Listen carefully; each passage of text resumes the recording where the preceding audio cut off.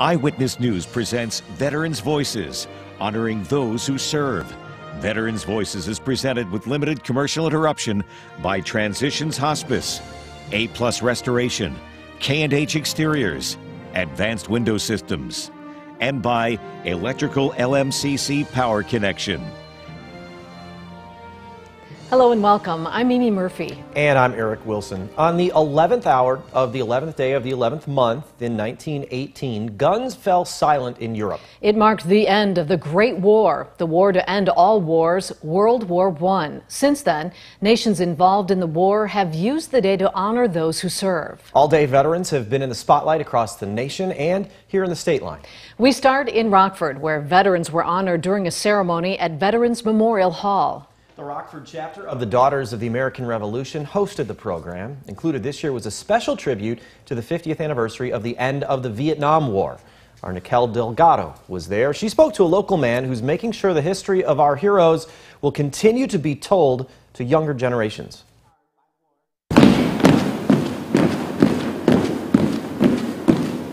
Leonard Casaro spends every November 11th at Veterans Memorial Hall in Rockford. I've been coming the last few years for the veterans, for the program, and it's a really nice event. They have a guest speaker, and it's the Daughters of American Revolution. They're a sponsor, and it's a great event.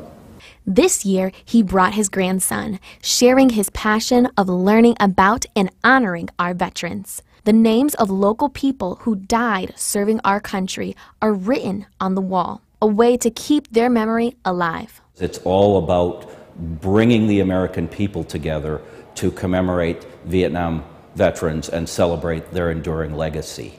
Todd Burton gave this year's keynote. The Rockford native is a retired Army officer and now works to support the thousands of commemorative partners who honor our veterans. Well, this is a great event. This is actually everything the commemoration is about. The name of our commemoration is the United States of America Vietnam War Commemoration, and it's looking at the 50th anniversary of the end of the war. Casaro says it's important to recognize our heroes and their sacrifice. When I see veterans, if they wear a hat or something, I always say, thank you for being a veteran. And I think that sounds better than thank you for your service. I always say thank you for being a veteran. I think that sounds better, and I do that all the time. That was Nicole Delgado. A Veterans Day service at another Rockford Memorial honors those who served in Vietnam. The LZ Peace Memorial hosted vets from all branches of the military. The memorial's located in Rockford's Midway Village. There's 75 names written on the wall. All are from Winnebago County. All died during the Vietnam War. On top of the wall sits a Huey helicopter. It also served in the war. Today, students from Spectrum School were on hand for the ceremony. They shared their artwork and personal letters with the vets. Hi, my name is Milla. I am a middle school student at Spectrum School, and I just wanted to let you know I'm thinking about you. All the suffering and hardships you went through for our country is so remarkable. Keep being a hero. Now, isn't that beautiful? So we had many letters like that from the kids, and you know, I mean, that's what us as we get older, we realize it's our next generation that's important. And I hope they see how important it is to have this freedom. The Vietnam Veterans Honor Society helped bring the LZ Peace Memorial to reality. It was dedicated on Memorial Day 2005. A 22-year Rock Valley College Veterans Day tradition returned.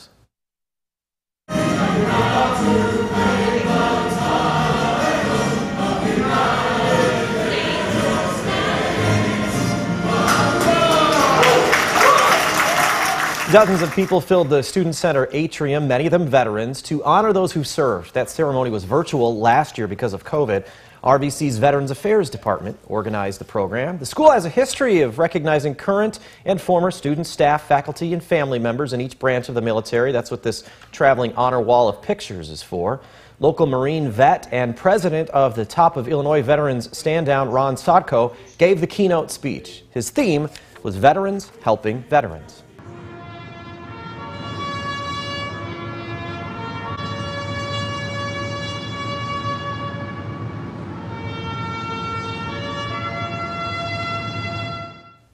In Chicago, a ceremony at Soldier Field honors veterans, junior ROTC cadets, Mayor Lori Lightfoot, Governor J.B. Pritzker, and Reserve Army Brigadier General Patricia R. Wallace laid a wreath at the American Doughboy Memorial. The term doughboys was used for infantrymen in World War I. During his speech, Governor Pritzker called on all Illinoisans to serve those who served us. It's up to all of us to deliver on the promises that our servicemen and women have earned, because when they return home, it becomes our shared duty to serve our veterans, to listen to their stories, to honor their valor, and to ensure that they receive our support.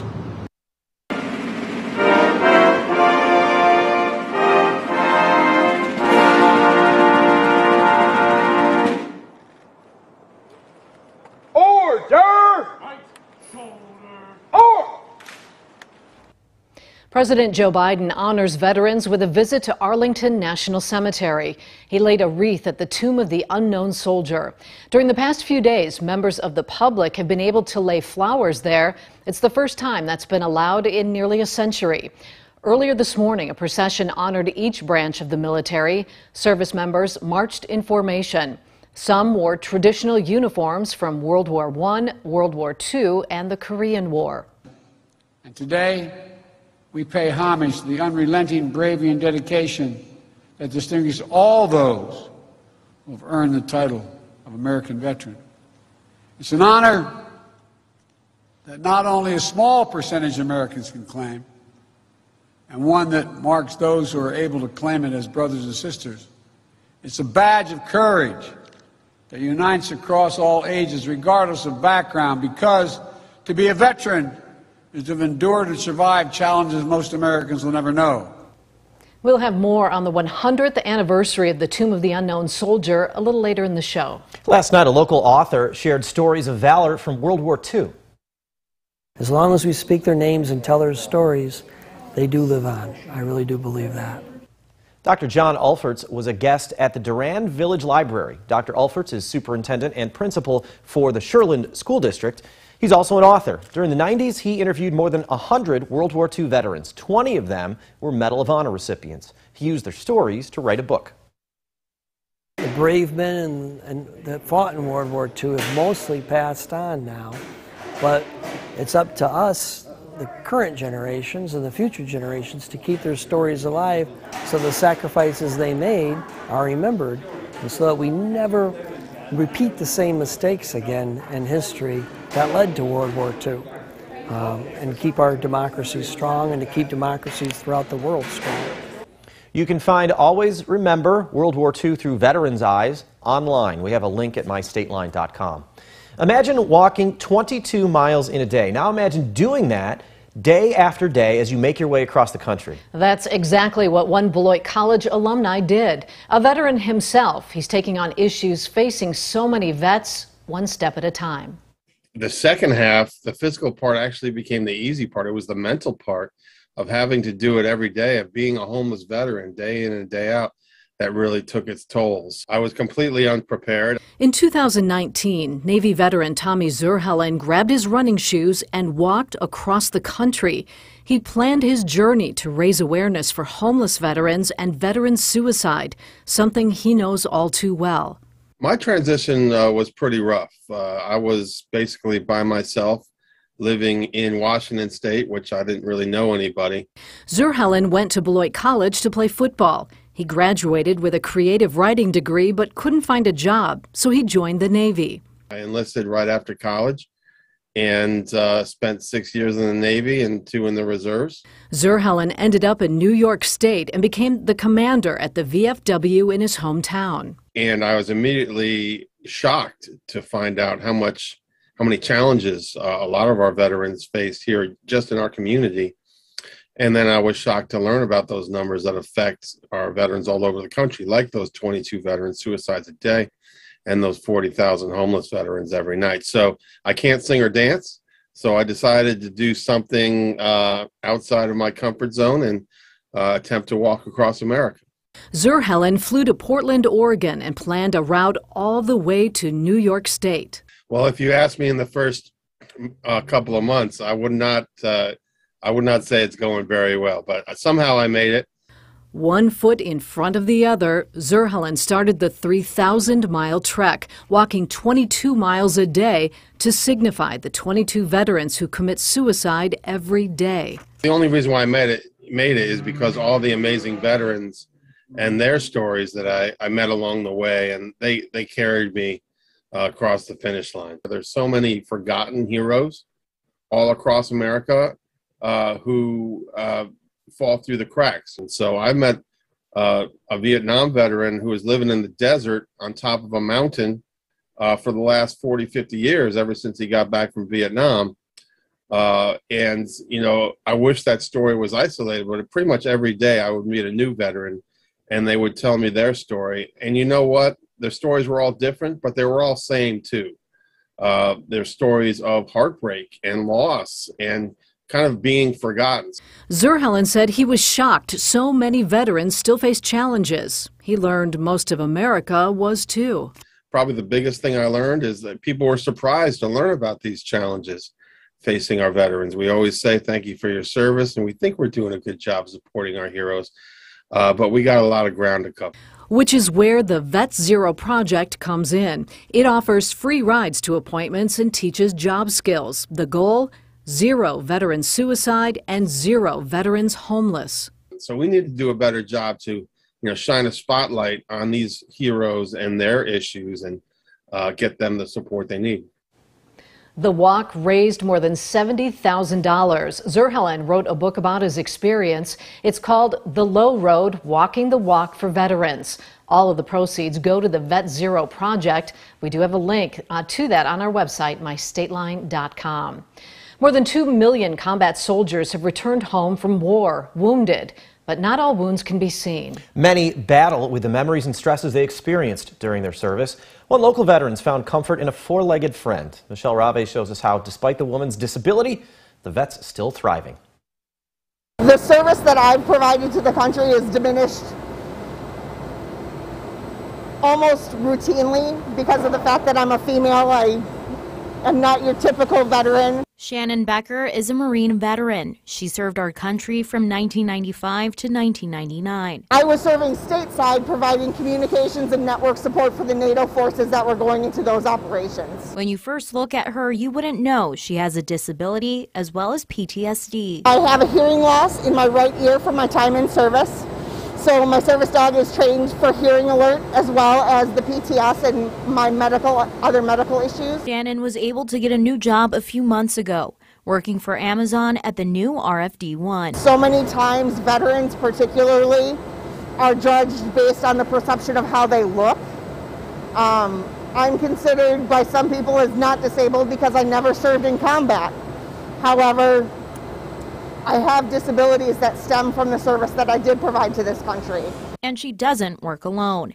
This is Soldier. The 6-year-old Old English Bulldog is her sidekick and serves as her service dog. He allows me to live a very active, very fulfilling life with just having, a buddy walking around with me and not having to medicate. Soldier even has his own badge. He just brings a little bit added extra. They get 2 workers for the price of 1. Ferris Ibrahim is Becker's supervisor and says he can't imagine not having Becker or Soldier around. She's a critical part of this team. Everything in this building runs on IT, whether it's our printers or any of our conveyance around here. Everything that we do is reliant on IT.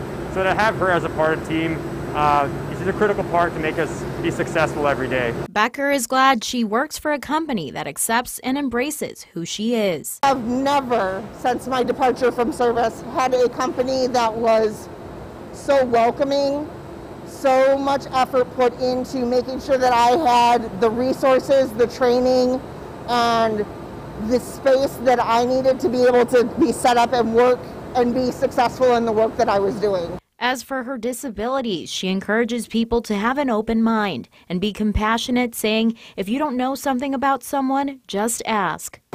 So you can't judge a book by its cover, is the old saying, and that goes. I would welcome anybody to open the door, have the discussion, but not assume that you could walk a mile in that person's shoes. That was Michelle Rave reporting. Local veterans hold an around-the-clock vigil in Sycamore. When we return, we'll explain how the state line tradition makes sure sacrifices are never forgotten.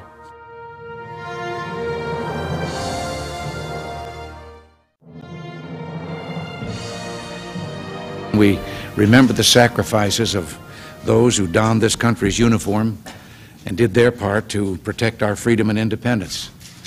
Words alone cannot express our gratitude to the brave men and women who took on the task of protecting our country from foreign threats and aggression. President Coolidge once said, "The nation which forgets its defenders will be itself forgotten." Nothing is more important to the soul of America than remembering and honoring those who gave of themselves so that we might enjoy the fruits of peace and liberty. And that is the spirit of this special day. Welcome back. Last Friday, some local veterans worked to make sure those who served were honored day and night. They led by example. Volunteers stood watch over a special memorial in Sycamore for 24 hours. Dylan Strachey met the man who took the first shift, who calls the day a personal mission. I feel dedicated to the cause here. Local veterans stand vigil on the front lawn of the DeKalb County Courthouse as part of a time-honored tradition to commemorate all who served. After the Vietnam era, I heard there are a lot of disappointments for veterans, were embarrassed to wear the uniform. This has changed a lot, I think.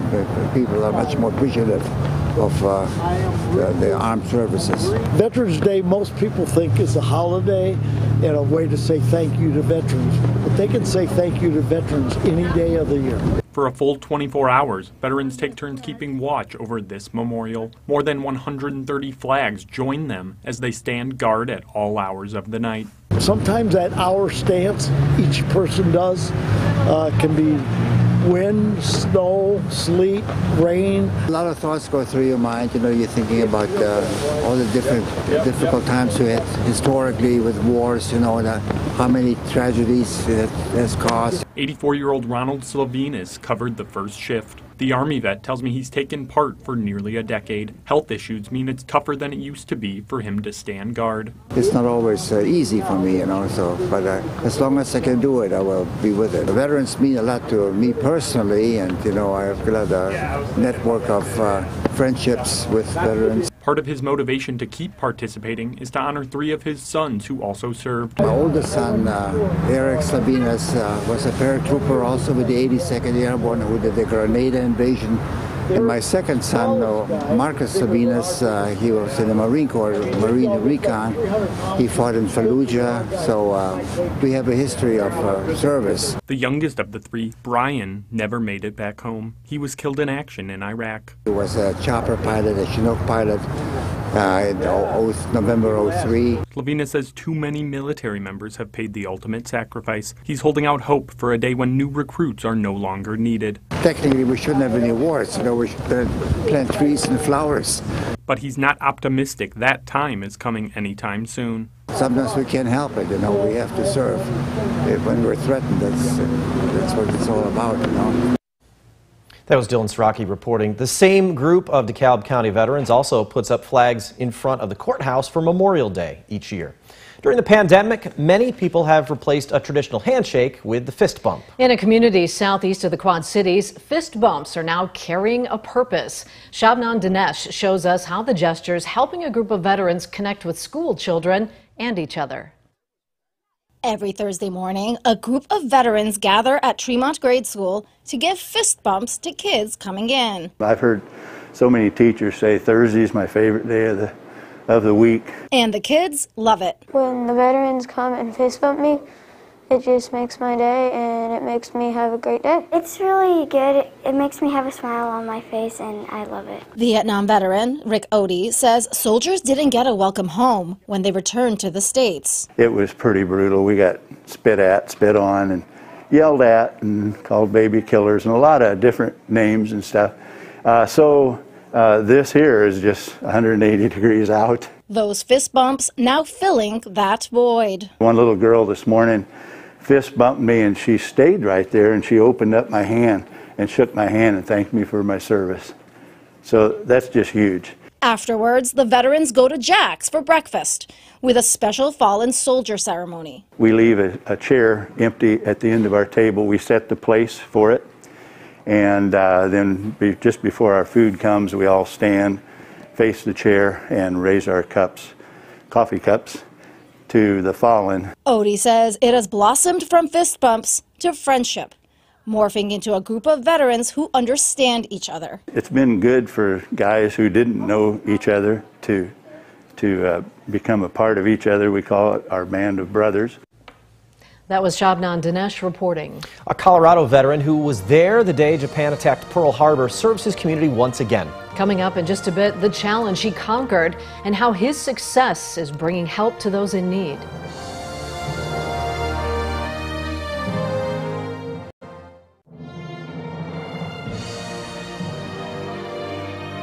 I think it most appropriate that we recall on this occasion and on every other moment when we are faced with great responsibilities, the contribution and the sacrifice which so many men and their families have made in order to permit this country to now occupy its present position of responsibility and freedom, and in order to permit us to gather here together.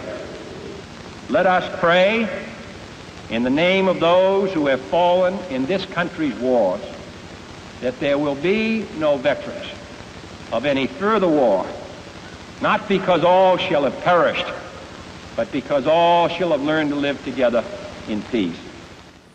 For 100 years, men and women have stood guard at one of the most iconic monuments at Arlington National Cemetery, the Tomb of the Unknown Soldier. Since 1948, the soldiers have belonged to the 3rd Infantry, the Army's oldest active duty regiment, dating back to the Revolutionary War.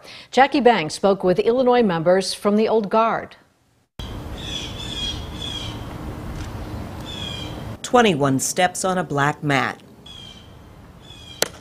He pauses and counts to 21.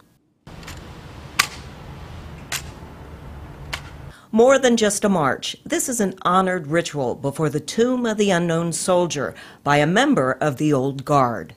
I served as the Old Guard from 1955 to 1957. I served from 1957 through 1958. Meet Ralph Till and Joe Varanowski, two South suburban men now in their 80s who meet to share memories as sentinels of the tomb. This is the badge I received in 1958. This head is 65 years old. It's still in good condition. 6 decades later, little has changed with the Old Guard. I used to count to myself 1001, 1002, 1003 till I got to 21, and then I made my move towards the tomb.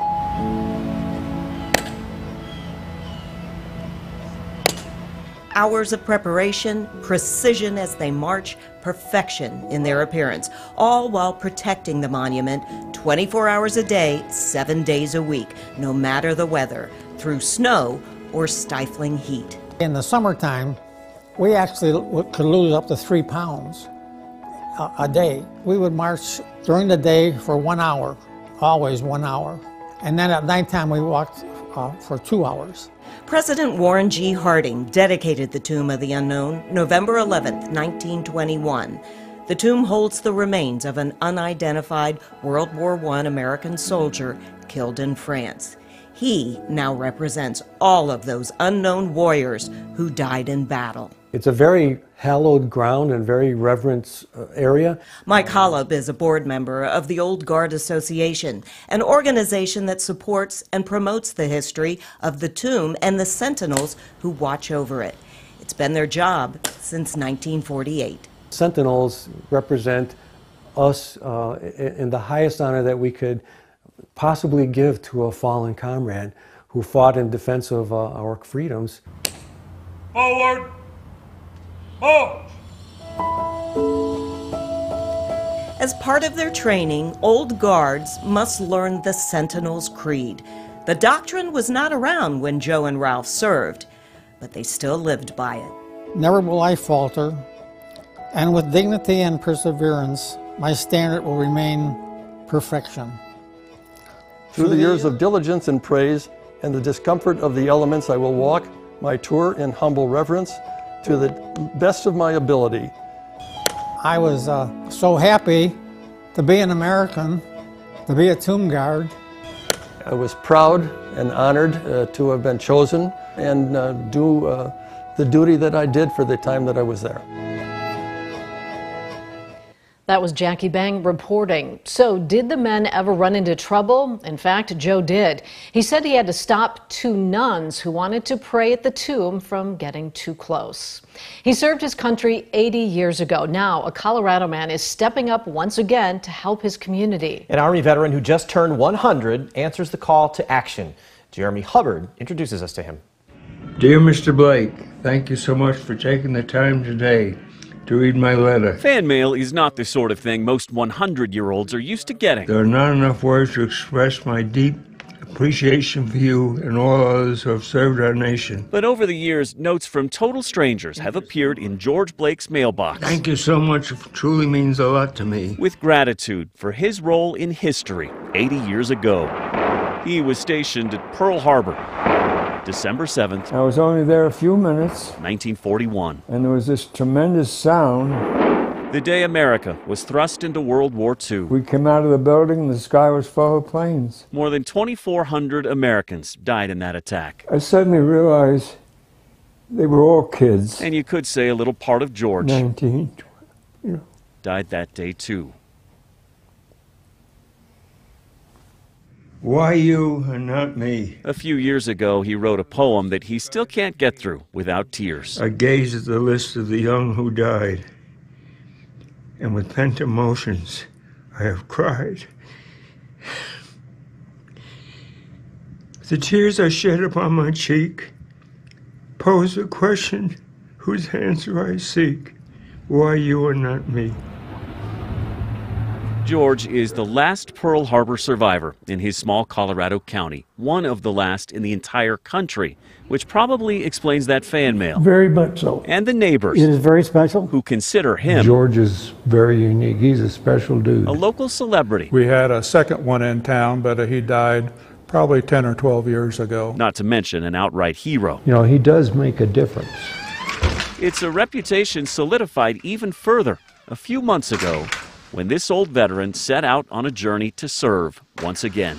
Seems a friend who works with a local charity told George there was a veteran in Britain who went on 100 walks to support healthcare workers.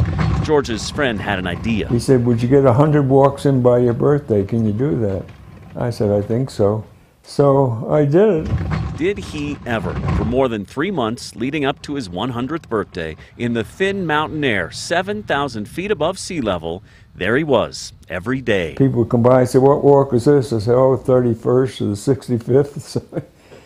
Till my 100th birthday. And on his birthday, he's the one who gave the present to his hometown. More than $10,000 raised through his walks to help a local nonprofit serving families during the pandemic. I didn't mind doing it. I was walking anyway, and I was able. And that's the important thing of being a veteran anyway. Ask anyone around here. Is to do what you can to make a difference in your community. They'll tell you. He's one of the very few World War II veterans still left. From Pearl Harbor to his front patio, service is who George Blake is. Thank you again for your time today. It's no wonder they're all such big fans. That would be a tremendous surprise and gift. That was Jeremy Hubbard reporting. George hoped to return to Hawaii this December for the 80th anniversary ceremony at Pearl Harbor, but a minor health issues keeping him home. He still takes those walks every chance he gets. In the sky, the Tuskegee Airmen were the best of the best. As members of America's first black military pilot unit, they helped change history. After the break, we'll meet one of the men that was behind the stick. He shares the turbulence he faced during his time of service.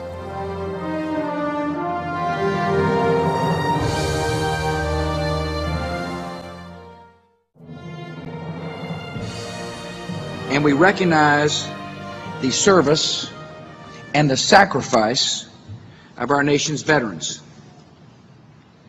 From Valley Forge to Vietnam, from Kuwait to Kandahar, from Berlin to Baghdad, our veterans have borne the costs of America's wars, and they have stood watch over America's peace. The American people are grateful to the veterans and all who have fought for our freedom. Thanks for staying with us for Veterans Voices Honoring Those Who Serve. For some military members, the journey of service was filled with adversity just because of the color of their skin. James Harvey III was a pilot who flew with the legendary Tuskegee Airmen. Randy Ayala spoke with Harvey about his experiences training to become a fighter pilot. There's nothing to know about me. I'm like a book, open and closed. Real simple. The life of James Harvey III is anything but. At 98 years old, hearing him tell his story of what it was like becoming a Tuskegee Airman feels like you're watching a movie. Well, they said we didn't have the mentality to fly aircraft or operate heavy machinery. We were inferior to the white man. We were nothing. So we proved them wrong. Harvey belonged to the 332nd Fighter Group. He describes himself as a perfectionist. When he was young, he decided he wanted to fly P-40s. He achieved the goal, but the road was not easy. The instructors would call us all kinds of names and do everything to wash us out. And what we had to do was be cool, handle it. This hat is a reminder of one of Harvey's most memorable experiences while serving. His squad was chosen to compete at the first Top Gun weapons competition in 1949. He says after instructors bent the rules so a white group would win, his team still came out on top. But it took decades for the recognition after the Air Force Association refused to add their names to the winners list. Each year when that almanac came out, the winner of the 49 weapons meet was listed as unknown, unknown, unknown. It wasn't until September of 1995 that Harvey and his squad were recognized as the official winners of the weapons meet. 46 years. They knew who won, they just didn't want to recognize us as being the winner. That's the story of our life. That was Randy Ayala reporting. Wednesday, U.S. Marines across the globe honored over 2 centuries of service. In Albany, New York, a nonprofit used the day to honor 2 Marines who saw intense combat during World War II. Stephanie Rivas shows us the gifts that have both men trying on a new experience. As the saying goes, once a Marine, always a Marine. But 96-year-old Ambrose Anderson says today was different. Today, and when they gave this to me, it was just fulfilled. Now I'm a Marine. Anderson and his friend Nils Mockler fought in the harrowing Battle of Iwo Jima in 1945. We didn't meet till a year ago, and he's one of my remaining brothers. But Nils just calls him Cowboy. He's the old guy. He's got me by a couple of months. During wartime, the pristine dress uniform wasn't standard issue, and they couldn't afford the expense. Ambrose says as one of only 20,000 African Americans serving in the Marine Corps at the time, he wasn't permitted to participate in guard duty or the ceremonies that would call for dress uniforms. I always wanted the blues. Yeah, they're really a nice uniform. But the Prescott Foundation and a local menswear company changed that. How did you feel putting that on for the first time? I feel great right now with it on. It never occurred to me how uncomfortable they were. And I can look at the Cowboy and say, yeah, damn it, that is a beautiful uniform. It was a bucket list moment for Corporal Anderson. There's nothing like the Marine Corps. And I'm very proud that I was a Marine, and there's nothing greater. He says when he leaves this earth, now he'll be complete. Thank you. That was Stephanie Rivas reporting. The Marine Corps was first established in 1775 by the Second Continental Congress. Currently, there are just more than 180,000 Marines on active duty. Back in the early 1960s, a black man in the South could not sit at a lunch counter, but he could enter the U.S. Navy. Some of those men made it into the Naval Special Warfare community. Regina Mobley shares the story of frogman Eddie Ferguson. At 77 years old, former Navy frogman Eddie Ferguson is still a daredevil. If he's not riding around Virginia Beach on 2 mean wheels, he's riding around on 1. Filmmaker Andre Ferguson is his son. He's earned his time. He's done his duty for his country. The trip started in 1961 when a 17-year-old from Fort Myers, Florida, inspired by a relative, decided to join the Navy. My only inspiration for joining the Navy was my uncle. It didn't matter that cook or steward was the only job for Uncle Leonard back in the 50s. Eddie wanted in. On board the USS Okinawa, he met a recruiter for the underwater demolition team and the newly minted SEAL team. I was asked if I wanted to take the screening test, and I said yes, I did. It required swimming, a 300-yard swim in 7 minutes and 30 seconds. I have never taken a swimming lesson in my life. When the time was said, it was 7 minutes and 29 seconds. In basic underwater demolition SEAL training, he nearly drowned twice. So now in Buzz, if you do not touch the wall, you fail. You're out. But during those days, I guess they figured I wanted it that bad. In 1965, Ferguson was pinned with the trident, but he was still in Jim Crow's South. Sailors went down on Church Street, right? And so we would wear our uniforms with the trident and everything down on Church Street. And we were told by the white frogs and SEALs not to go out and brag about what we had accomplished, right? As though that black people couldn't do the same thing as they did. Ferguson won't talk about missions, but he will talk about a swim buddy who saved his life. In my breathing, and there was no way I was getting enough oxygen. And they detected that and brought me to the surface and took my mask off where I was able to get fresh air. Chief Eddie Ferguson retired from the Navy in 1982 at E7. The son, who grew up watching his dad perform in air shows, is producing a documentary titled 33 Black Frog, the life story of Chief Petty Officer Eddie Ferguson. De-escalate and try to get through the difficult situations that he had to go through in becoming a frogman, just so that he could get through to pave the way for others to get through. That was Regina Mobley reporting. Black Frog is set for release in July of 2022. Washington, D.C. is home to some of our nation's most important monuments. Many of the sites honor the heroes who served. When we return, after more than a year, a nonprofit is back in the air. Its mission?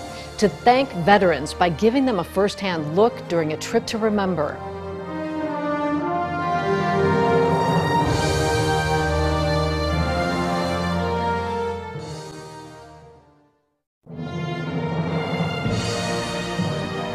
Every year, our humble words on Veterans Day can never do justice to the sacrifices made by our veterans, by those who returned and those who did not, by those who live among us today and those who live only in our memories.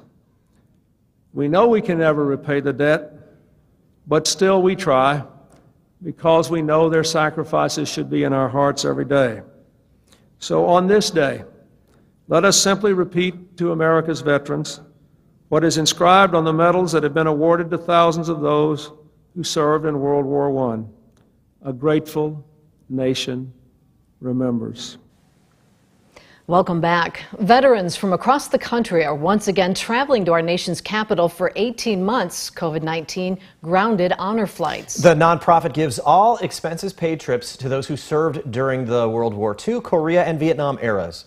Jesse Tenor shows us it's a chance for vets to visit the memorials that honor military sacrifices.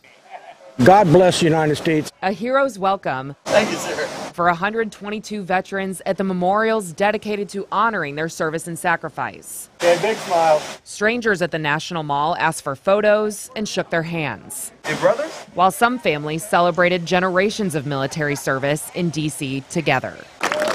This honor flight from Columbus, Ohio gave those who served during the World War II, Korea, and Vietnam eras an all-expenses-paid trip to reunite with those who survived and remember those who didn't. Real joy to be out here today. Bill Lawson served in the Navy during the Vietnam War, a time when he said many returned home to a much different reception.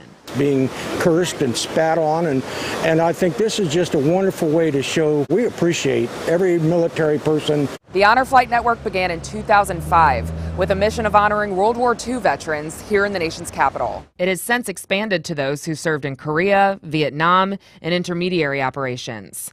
The nonprofit also makes exceptions for more recent service eras in special cases like terminal illnesses. About 250,000 veterans have been able to make the two-day trip to Washington for free. Each honor flight takes an army of donors and volunteers to get off the ground. It often begins with a celebratory send-off at their local airport, including a presentation of the colors and volunteers cheering and waving flags. While in D.C., veterans visit the World War II, Korean, and Vietnam memorials, along with other stops on the National Mall. They also travel to Arlington National Cemetery, where they get to witness the changing of the guard at the Tomb of the Unknown Soldier and participate in a wreath-laying ceremony. The pandemic grounded all honor flights for 18 months.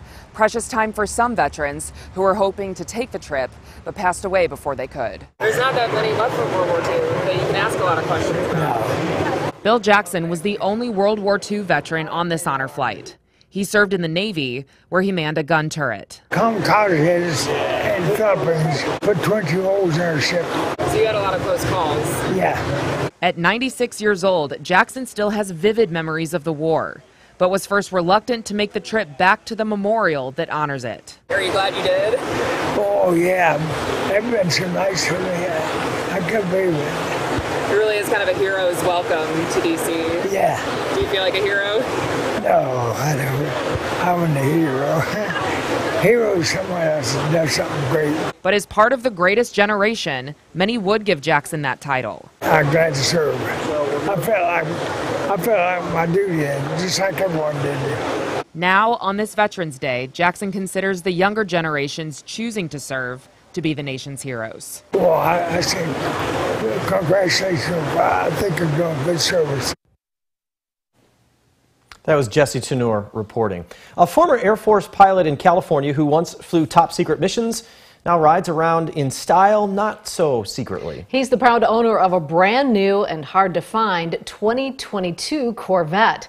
As Melanie Townsend shows us, this isn't the first time he's been at the controls of something fast, expensive, and noteworthy. These are real-type pictures. Man cave and my name, of course, weren't there. It's not every day you get invited into an 89-year-old's top-secret man cave. If you're at the club and someone approaches you, or you approach them for that matter, and if they don't show a challenge coin and you do, he buys a drink. But then again, it's not every day you get to meet retired Lieutenant Colonel Tony Bavacqua. I said, be a pilot. Having no college education and never having even seen the inside of a commercial airplane, Bavacqua knew his place was in the sky, and he joined the U.S. Air Force in 1952 during the Korean War.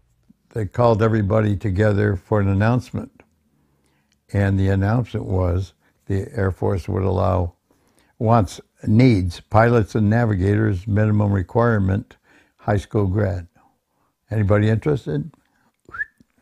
Bavacqua began his gunnery training with the Republic F-84 Thunderjet at Turner Air Force Base in Georgia, before being given a top-secret offer.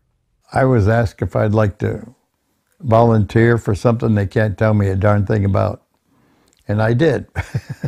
Alongside members of the CIA, Bavacqua became the youngest pilot to ever fly a Lockheed U-2 spy plane, a high-altitude jet used for surveillance and reconnaissance missions that became a major asset to the U.S. military. His training took place at the infamous Area 51. The U-2 was beginning at Area 51, and we weren't told that, of course, knew nothing about an Area 51. Are there aliens or anything weird going on? Not with me, not a sign of it, and I have no reason to believe in it. So Bavacqua had more important tasks to do than finding UFOs. In fact, he flew several missions over Vietnam and Cuba in his 9 years in the cockpit of a U-2. He then moved to Beale Air Force Base here in Northern California and piloted the world's fastest stealth aircraft, the SR-71 Blackbird. A wing commander, as I was leaving, said, "Hey, you interested in flying the SR-71? Hell yes. I was the first pilot in the SR-71 program, to be shot at with the missiles. This is all from the moon." Even after more than 2 decades of retirement from active duty, Bavacqua still has the need for speed. Not in the air, but on the open road. I've had a Corvette since 1976. At least one. I've had up to 3 at one time. Before his 90th birthday, Bevacqua decided to take on another important mission. Operation Vet for a vet. It's the very first 2022 C8 that we are delivering. It's really hard to get. I read an article, right, about a 95-year-old in Kentucky receiving his Corvette as a special occasion, and I thought, well, why not Tony? He's a fellow veteran, and he's a very good supporter of the community. He does a lot for Beale Air Force Base. How's it feel? Oh, it feels great. Just needs to come up to my elevation. Thanks to a few string pulls by Park and others at Wheeler Chevrolet in Yuba City. Bevacqua now has this sleek new Stingray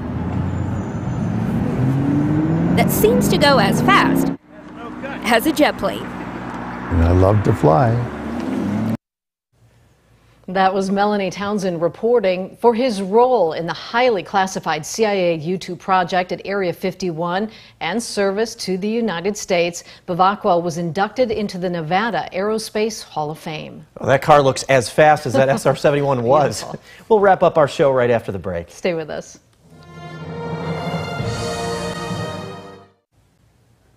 That's our show. Thanks for watching. Stay safe.